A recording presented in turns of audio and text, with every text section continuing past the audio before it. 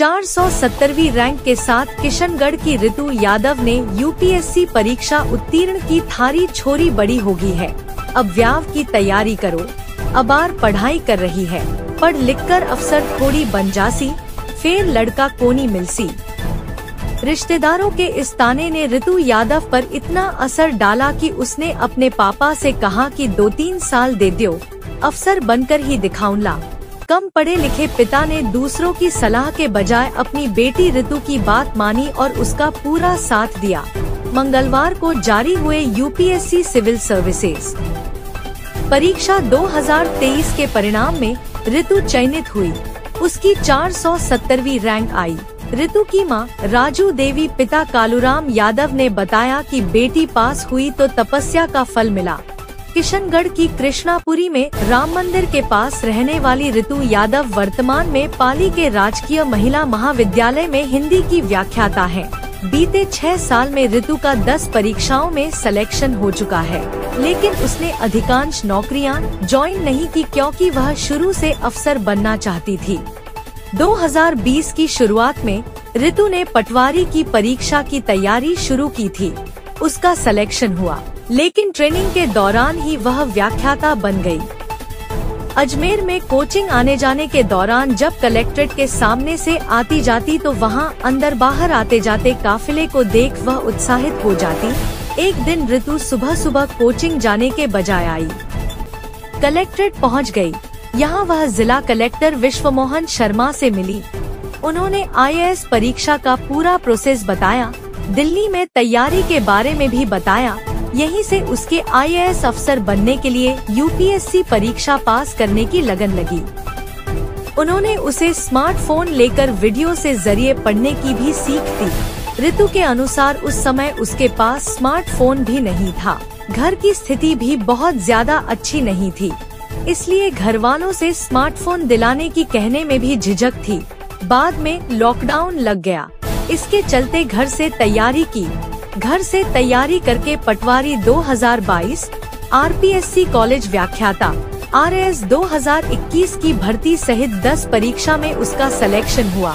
RAS में उसकी 25वीं rank आई।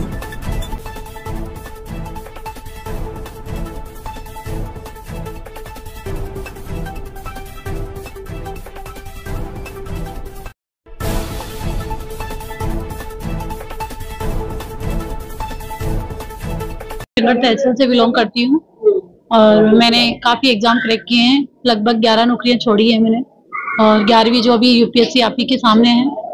और इससे पहले मेरा आरएस में हुआ था एसडीएम की पोस्ट पे, और बाकी भी ग्राम सेवक, पटवारी, एलडीसी वगैरह, हाई कोर्ट में। मतलब एलडीसी तो ऐसा कोई डिपार्टमेंट नहीं था कि उसमें मेरी नौकरी नहीं आई। चाहे आप हाई कोर्ट ले लीजिए, चाहे आप आरपीएससी ले लीजिए, चाहे आप कलेक्टेड ऑफिस ले लीजिए, एसएससी, सीजीएल, और इसमें लोको पायलट में भी एलडीसी में मेरा सिलेक्शन हुआ है। और अभी तो मेरा इसमें आईएएस में हुआ है। 470 रैंक है मेरी। पोस्ट है वो अब बाद में मिलेगी, अभी तो रैंक डिक्लेयर हुई है। और मैंने सेल्फ ही पढ़ाई की है। मैंने 2 से 3 महीने कंगारोज एंड चौहान क्लासेस ज्वाइन किया था अजमेर से, बट लॉकडाउन की वजह से मैं ज़्यादा नहीं जा पाई थी, 3 महीने ही गई थी। तो उसके बाद वहाँ जब मैं कलेक्टर ऑफिस से वहाँ से गुजरती थी तो मुझे लगता था कि नहीं, मेरे को सिविल सर्विसेज की तैयारी करनी चाहिए।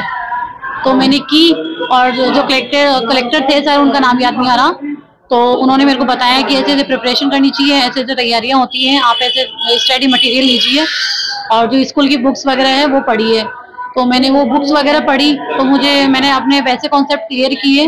और उसके बाद में मैंने ऑथेंटिक बुक पढ़ी थी, जैसे इसके कल्चर के लिए मैंने पढ़ी थी नितिन सिंघानिया, पॉलिटी के लिए लक्ष्मीकांत, और इकोनॉमी के लिए मुराल सर के नोट्स, और बाकी दृष्टि का मटेरियल पढ़ा है मैंने। और 7 से 8 घंटे में पढ़ाई करती थी। शॉर्ट नोट्स भी बनाए मैंने। और सबसे बड़े आश्चर्य की बात यह है कि मैंने कोई टेस्ट सीरीज ज्वाइन नहीं की, ना कोई मॉक इंटरव्यू दिया मैंने। यही है। आप जिस मुकाम पे आप पहुंचे हो उसका श्रेय किसको देना चाहते हो? मैं अपने माता पिता को देना चाहूंगी, और हमारे दादी जी हैं कि मतलब इनकी इतनी एज है, पुराने आदमी है, फिर भी उन्होंने कहा कि नहीं, मेरी पोती नौकरी लगेगी। सबसे अच्छी बात तो मुझे ये लगी, बड़ी सौभाग्य की बात है कि मुझे ऐसे दादी जी मिले कि उन्होंने बोला कि नहीं, मेरी बेटी अफसर बनेगी बिटिया। और मेरे माता पिता, चाचा जी, चाची जी, मेरी पूरी फैमिली सपोर्ट करती थी। मुझे आए दिन ऐसा लगता था कि यार अपना सिलेक्शन नहीं होगा, क्योंकि हमारी आर्थिक परिस्थितियां ठीक नहीं थी। तो फीमेल वर्ग को आप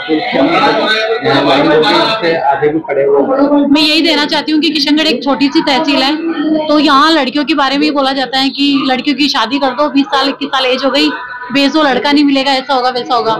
लेकिन मैंने इस प्रथा को चेंज किया कि लड़कियां भी कुछ कर सकती है, और मेरे माता पिता ने, मेरे परिवार ने लड़का और लड़की में भेदभाव ना करते हुए उन्होंने मुझे इस पद तक पहुंचाया है। मैं उनको तहे दिल से धन्यवाद देना चाहती हूँ।